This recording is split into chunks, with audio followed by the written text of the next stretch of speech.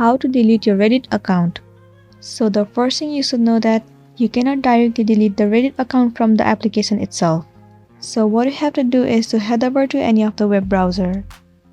In the search bar, search for Reddit login. Head over to the very first site. It will land you on this interface. So right here you need to log into your Reddit account. Choose your specific account. Tap on confirm. Well, once you have been logged into your account on the web browser, what you want to do is tap on your profile at the top right corner and then move into settings.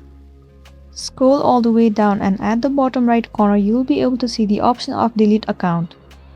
Tap on it.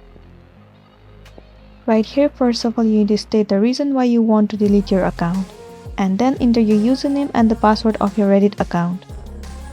Once it has been done, tap on this checkbox and tap on delete at the bottom right corner. Now once again, if you tap on delete, your Reddit account will be permanently deleted and you'll be good to go. So this is simply how you can delete your Reddit account.